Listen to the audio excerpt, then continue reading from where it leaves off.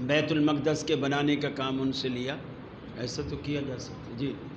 بس جی آخری سوال، آپ وہ گول ٹی وی پہ تشریف فرما تو ایک انسیڈنٹ ہوا، آپ کے ساتھ بڑی آپ کی انسلٹ کی گئی، آپ کی جگہ کوئی اور بندہ ہوتا مشکل ہو جاتا، ہر طرح کی زبان درازی بھی کرتا، لیکن وہ اس لمحے آپ کے اندر جو صبر تھا وہ کہاں سے سیکھا؟ اس میں کیا والدین کا بھی کردار ہوتا ہے جو انسان تربیت کی ضرورت ہوتی ہے؟ وہ تھوڑی سی وضاحت کیجیے گا ذرا، صبر کیسا ہونا چاہیے؟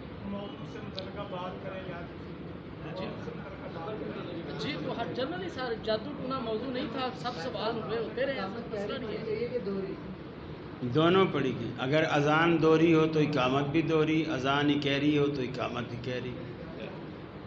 دوہری اذان سمجھتے ہیں؟ صبر کیا وضاحت؟ دیکھیے، صبر تو ایک اللہ کی طرف سے عطا کردہ ایک نعمت ہے جس کے ذریعے آپ بڑے بڑے صدمے جھیل جاتے ہیں۔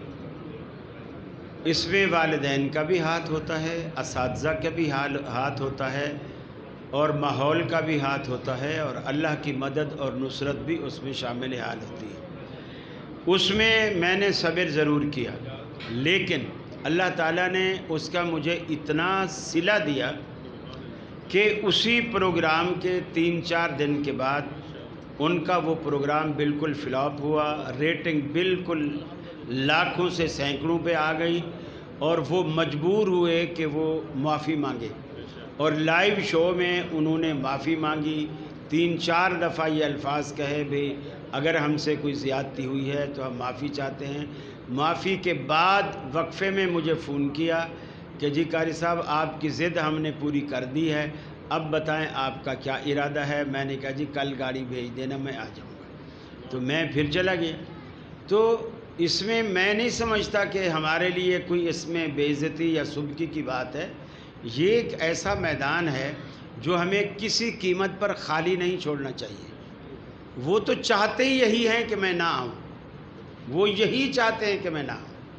کچھ لوگ اب بھی مجھے پنجاب جب آتا ہوں تو مشورہ دیتے ہیں کہ آپ نہ جایا کریں۔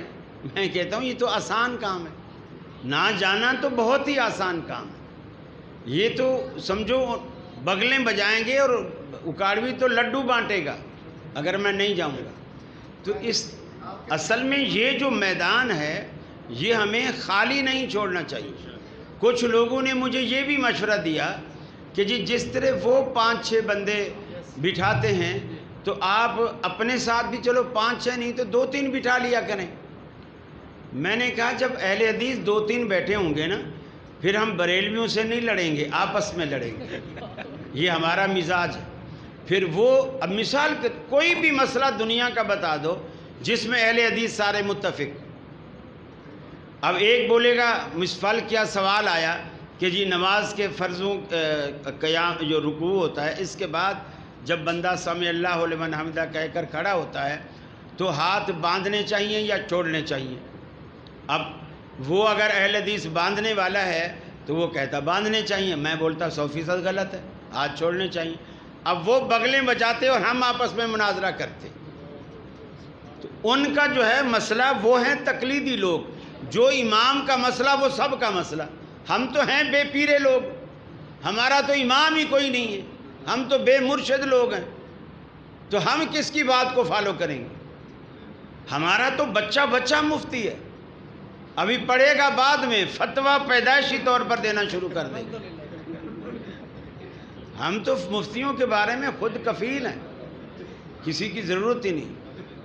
اچھا کچھ لوگوں نے مجھے مشورہ دیا کہ جی آپ ایک عمر صدیق صاحب کو لے جائیں۔ اب ٹھیک ہے عمر صدیق صاحب کو میں لے جاؤں، لیکن اب عمر صدیق کے مسائل آپ خود دیکھ رہے ہیں کہ ان کے اہل حدیث اپنے بھی نہیں مان رہے تو دوسرے کیا مانیں گے؟ دوسرے کیا مانیں گے؟ اب مثال کے طور پر اب وہی بات صبر والی آ گئی۔ جس بندے میں اتنی بھی صبر نہیں ہے، اپنے علماء کے سامنے، اپنے اساتذہ کے سامنے، اپنے دینی ادارے کے اندر بخاری شریف بھی ٹیبل پہ رکھی ہوئی ہے اور جوتے سمیت جوتے پہنے ہوئے ٹیبل کے اوپر پاؤں رکھ دی۔ اگر یہ چیز وہ ٹی وی میں کرے گا نا ساری دنیا تھوکے گی، ساری دنیا۔ اور بےعزتی اس کی نہیں، بےعزتی پوری جماعت کی۔ تو اس طرح غلط الٹے سیدھے مشورے نہ دیا کرو۔ اور تیسری اور آخری بات یہ، وہ چینل میرے نہیں ہیں کہ میں جب چاہوں جس کو چاہوں لے جاؤں۔ میری مرضی سے ایسا نہیں ہوتا۔ اگر میری مرضی سے ہوتا تو میں بولتا فلاں کو بھی آپ نہ بٹھاؤ، فلاں کو بھی نہ بٹھاؤ، فلاں کو بٹھاؤ۔ ایسا نہیں ہوتا ہے۔ چینل بھی، ہاں آپ میں تپڑ ہے، آپ فیکٹریاں لگاتے ہو، آپ ایک چینل کھول لو، یہ بھی ایک فیکٹری ہے، کمرشل بنیادوں پر کھول لو، اس میں تبلیغ بھی ہوگی، پیسہ بھی آئے گا۔ تو آپ اپنا چینل کھول لو، پھر آپ جس کو چاہو بٹھاؤ، جس کو چاہو نہ بٹھاؤ۔